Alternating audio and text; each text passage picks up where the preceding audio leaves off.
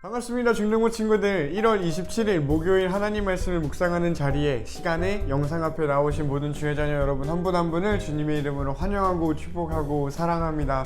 여러분의 시간들이 어떻게 채워지고 있는지를 모르겠네요. 방학의 한가운데 있고 있을 텐데 이 시간들이 참 값진 시간들로 채워지기를 바라고 안전하고 건강한 여러분의 오늘 하루 또 앞으로 이기를 축복합니다. 그러면 전도사님이 기도하고 우리 같이 큐티 시작해보면 좋겠어요. 기도합니다.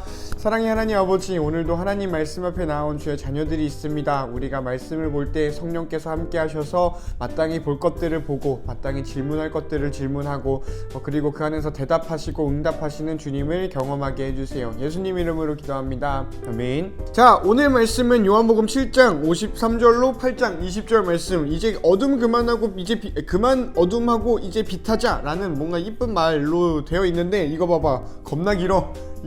이게 뭐야? 글자가 너무 많은데 우리 천천히 이 글자가 많은 만큼 집중해서 읽어보면 좋겠습니다. 내가 이거를 발음해서 읽을 테니 여러분은 귀와 눈과 마음으로 같이 집중했으면 좋겠어요.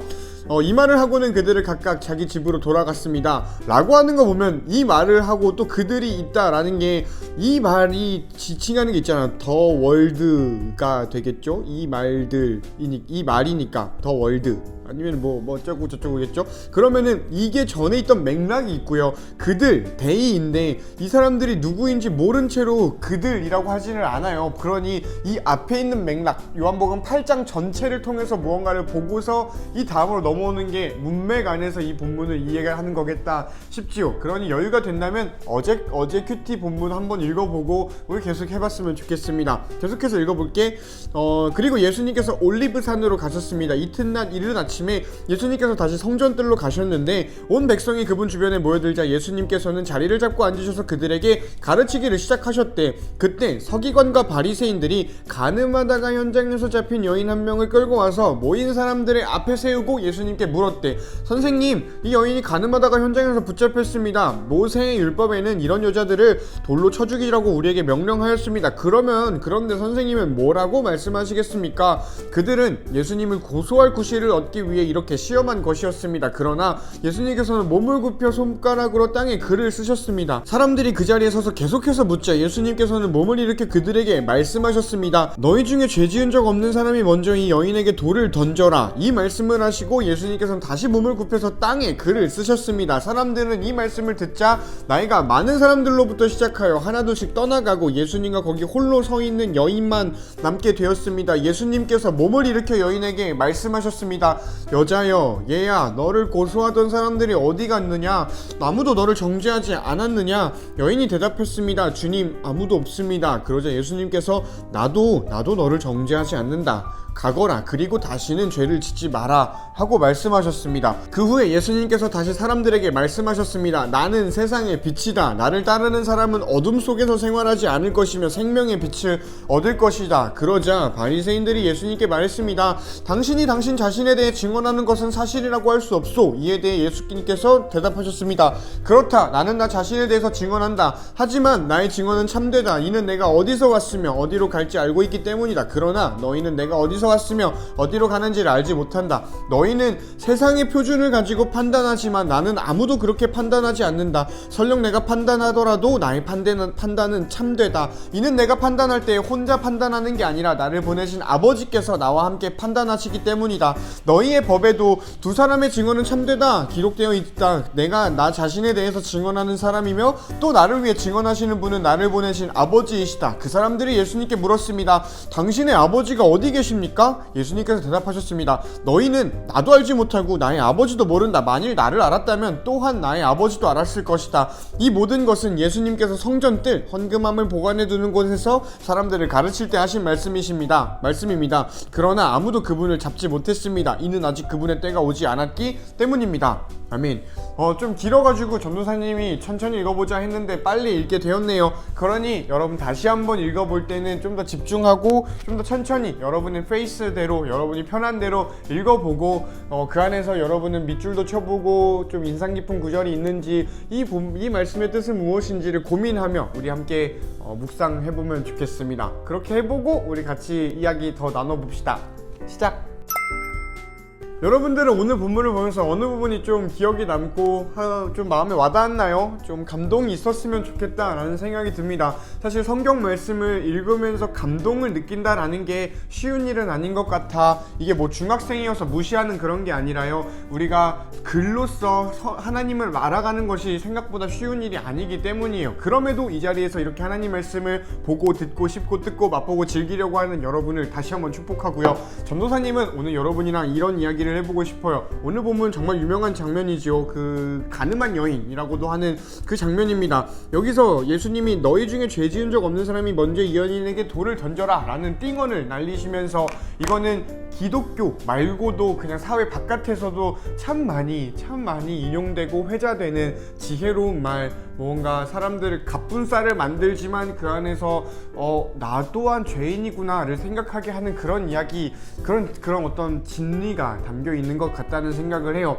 그런데 우리가 한 발 떨어져서 생각을 해보자. 우리는 이 글을 예수님을 바라보는 사람으로서 만나잖아. 그러니까 이게 무슨 말이냐면, 이 말씀에 드러난 예수님은 어떤 분일까를 고민하면서 만나잖아. 그러다 보니 우리가 감정이입하는 사람은 누구냐면 이 여인이란 말이죠. 이 죄인이란 말이야. 그러다 보니 우리가 우리의 죄에 대해서 좀 관대한 게 있잖아. 야, 이 정도는 괜찮지, 나는 착한 편인데 이 정도 실수한 거는 한 번쯤 괜찮겠지, 이렇게 좀 관대한 편이 있잖아요. 그러다 보니 이 가늠한 여인의 죄에 대해서 좀 둔감해질 때가 있는 것 같아. 예로부터 지금은 간통죄가 폐지가 되었지만 아직까지도 정서적으로 바람피는 거는 극악무도한, 정말 개인의 죄, 개인의 악함에 멈추는 게 아니라 남의 한 가정에 또 저쪽 가정까지도 무너뜨리는 그런 악함이에요. 물론 이 사정이 있고, 그리고 정말 전말은 어떻게 되는지는 아무도 모르지만 이 가늠한 여인은 누가 봐도 죄인입니다. 누가 봐도 이 사람보다 더 악한 사람이 지금 당장은 없을 정도로 악한 사람인데, 예수님은 그 사람 편을 들어줬대. 예수님은 그 약한 사람, 그 죄를 지은 사람, 그 극악무도한 죄를 지은 그 사람에게 다가가서 그 사람을 보호해 주는 분이 우리 예수님이다 라는 것이 있지요. 그런 의미에서 더 나는 이 은혜가 있는 것 같아. 그냥 일반 죄도 아니고요, 간음을 저지른 사람한테 예수님께서 가셔서 이렇게 한다라는 게 너무나 이해하기 어려운 그런 그림인 것 같다라는 것이, 다른 죄도 아니고 간음을 저지른 그런 건데 말이죠. 그래서 전도사님 생각에는 은혜라는 말 말고는 이게 설명이 안 되는 것 같아. 더 수터블한 단어가 없는 것 같아. 아무리 큰 죄를 짓고 어떤 죄를 짓더라도 하나님께서는 그 죄인을 사랑하시고, 예수님께서는 그 죄인에게 다가오셔서 보호해 주시고 편이 되어 주신다라는 게 참 위로가 되지 않나요? 물론 아직까지 큰 죄를 짓지 않은 친구들은 이게 막 남 얘기처럼 들리겠다만, 또 이게 큰 죄를 지어야만 우리에게 감동으로 다가오는 건 아니겠다만, 뭐야 쟤 진짜 더러워, 막 쟤랑 나는 엮이고 싶지도 않아 라는 이야기를 듣는 사람에게 함께 있는 것만으로도 참 쉽지가 않은 일이잖아요. 어쨌든 그럼에도 예수님께서 그 죄인을 보호하시고 죄인을 사랑하신다라는 게 죄를 용납하신다는 건 아닌 것 같아. 이렇게 말씀을 하세요. 가거라, 그리고 다시는 죄를 짓지 마라 라고 분명하게 말씀하시거든. 물론 인간이 살면서 죄를 안 짓는 건 불가능한 일처럼 보이기도 해요. 그래서 예수님께서 지금 이렇게 말씀하신 게, 야, 너 죽을 때까지 절대 죄 지으면 안 돼 라는 식으로, 너 죄 지으면 내가 다시 와가지고 너 혼내줄 거야, 내가 너한테 돌을 던질 거야, 이런 식으로 말씀하시는 건 아니겠다 싶어요. 그저 죄와 앞으로 싸워가라 라는 말이겠다 싶어. 예수님은 우리가 어떤 죄를 짓고, 그리고 그 죄로 인해서 넘어져가지고 어떤 디프레스 되어 있는 상황, 내가 우울하고 내가 뭔가 힘겨운 상황, 자괴감에 빠져있는 상황, 현타에 빠져있는 상황, 그때 찾아오셔서 너와 함께 있어줄게 라고 하시는 분이니, 우리 그분과 함께 그분을 힘입어서 그 죄와 싸워나갈 수 있는 너와 내가 되었으면 좋겠어요. 우리가 죄랑 싸워서 이길 수 없거든. 너만 그런 거 아니고 나도 그래. 아마 선생님들도 그러실 거야. 모든 사람들은 죄와 싸워서 승리할 수 없어요. 그럼에도 우리가 죄와 스트럭을 한다 그러거든.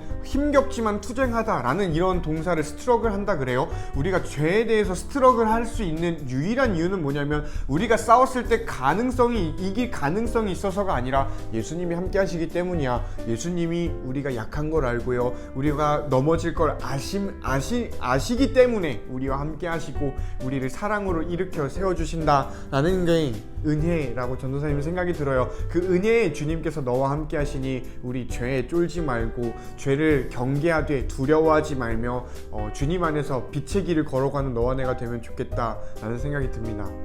이 아랫부분도 참 좋은 말씀이에요. 세상의 빛이다 라는 거가 이어지는 그거야. 너 죄 짓지 마. 그 나를 따르는 사람은 어둠 속에서 생활하지 않을 거야 라고 말씀하시는 맥락이 여기 담겨 있는데 이 부분은 시간 관계상 전도사님이랑 하진 않고요. 여러분들 한번 묵상을 해보면 좋겠다라는 생각이 들어요. 그러니 우리가 어떤 죄를 짓고 죄인으로 살아가더라도 우리와 함께 하시는 주님을 의지하며 살아가는 너와 내가 되면 좋겠고, 무엇보다 그 죄인을 규탄하고 정죄하고 판단하고 야 쟤는 진짜 더럽다 라고 이렇게 지적질하는 사람들처럼 살지 말자. 이 요한복음의 여인과 예수님을 둘러싼 바리새인과 서기관들 그리고 그 많았던 구경꾼들처럼 어떤 한 사람의 존재를 가치 없다라고 함부로 판단하는 사람이 되지 말자. 그거 진짜 악한 거거든. 그 사람이 아무리 죄인이고 물론 사회적으로 지탄받아야 될 일들이 있었다면은 비판은 하되 비난하진 말자. 비판을 한다라는 거는 그거를 너 잘못됐다 이런 게 잘못됐다라고 정확히 지적하고 돌아올 수 있는 여지를 주는 걸 비판한다 그러거든. 비난은 뒷담이에요. 그냥 욕하는 거에서 끝나는 사람이 아니라 이건 진짜 나쁜 거거든. 나는 개인적으로 뒷담 까는 사람은 지옥 갈 수도 있다 라고 생각해. 그 자체로 진짜 악한 거야. 그러니 우리 남에 대해서 쉽게 이야기를 하지 말고 그 사람을 위해서 쓴소리를 해야 될 때는 쓴소리를 하면서도 기도해주고 긍휼로 품어줄 수 있는 그런 너와 나 그리스도인들이 되면 좋겠다라는 축복까지 건네봅니다. 안녕.